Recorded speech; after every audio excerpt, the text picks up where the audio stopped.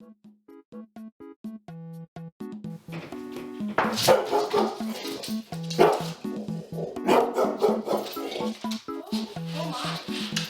here. Oh, seems like somebody's a little feisty today. Hi, Miss Kellogg. How are you doing? I'm alright. How are you? I'm doing all right. What seems to be going on with Phoenix? So, Phoenix has been not really acting herself lately. She hasn't been eating well. She's been acting pretty aggressive. She's not normally like that. And she's usually we go for runs, but lately she hasn't been wanting to go, and she's been having trouble getting up and down off the couch. I think her joints are bothering her. Yeah, they might be a little bit stiff. Okay, so Miss Kellogg, we're gonna take her into the back and give her an examination. With the aggression that she's displaying, it might be a little difficult for us. So we're gonna put a muzzle on her since you don't already have one on her already. We just want to make you aware of that. Okay. And we'll come back in a few minutes and let you know what we think's going on. Okay? Okay. Alrighty. All right, let's go, Miss Phoenix. Come on.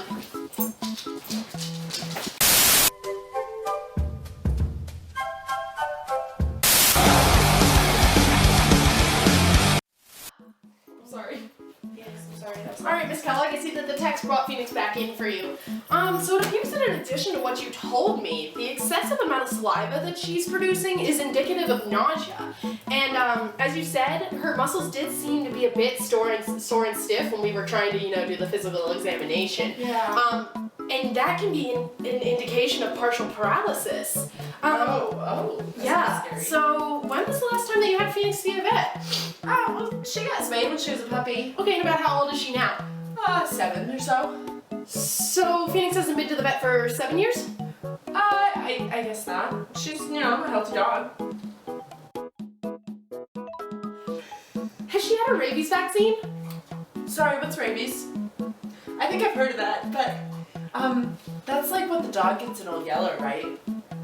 Yes, exactly that. It is possible that Phoenix may have been exposed to a rabies vector. Some of the vectors for rabies, especially in this area, they're definitely wild animals. Foxes, skunks, raccoons, deer, bats, pretty common one. Does she go outside often?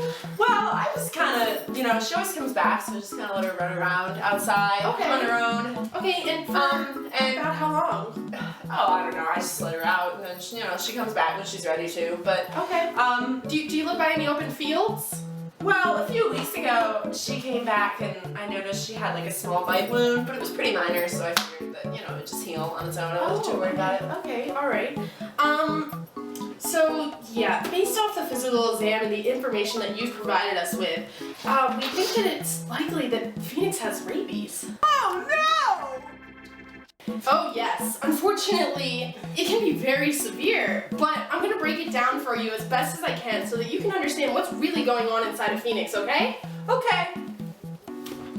Alright, Miss Kellogg, here's the breakdown of what you need to know to be rabies smart. Rabies is considered a zoonotic disease.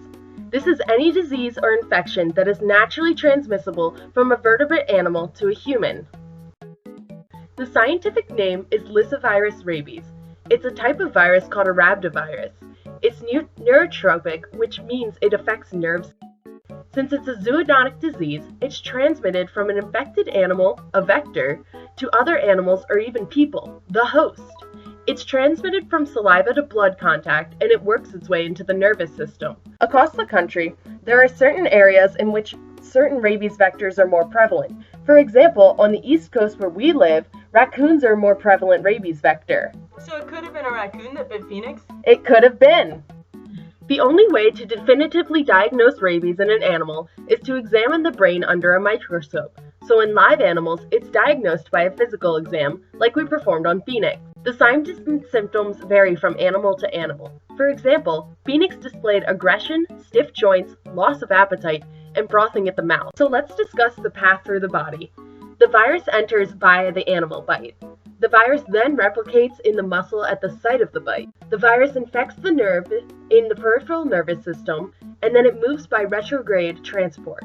The virus then replicates in the dorsal root ganglion and travels up the spinal cord to the brain. The virus travels from the brain via nerves to other tissues such as the eye, kidney, salivary gland. The body is then infected and overtaken by the rabies virus.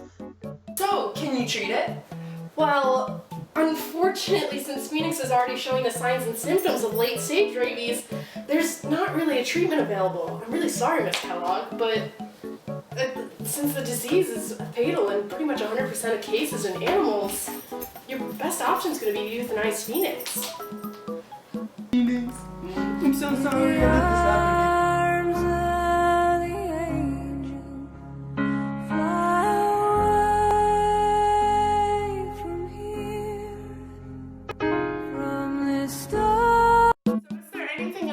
Make sure this never happens to any of my other dogs?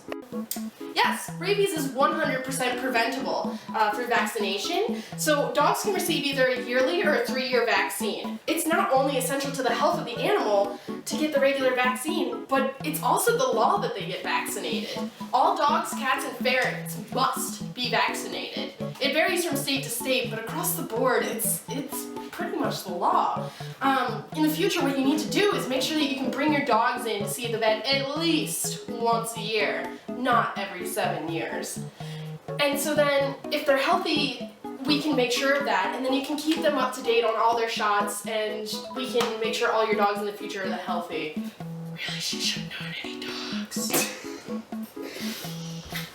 Does that make sense, Ms. Kellogg? Yes, it does. Thank you so much for all your help, Dr. Kristen. I'm really sorry for everything that happened, and I wish you the best of luck in the future. Thank you. Yeah. Have a great day, Miss Kellogg. You too. You can't really have a great day. Your dog just died. Alright, so come back in the shot. I am in the shot. Alright. You want some cream? Look, it's my cream. Rabies. Oh my god, you're a rabbit now. Big words. Not any dogs.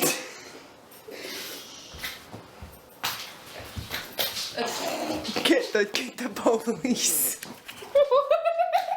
Get animal cops in here and arrest me. So Phoenix, now that you're an international celebrity, what are you gonna do next?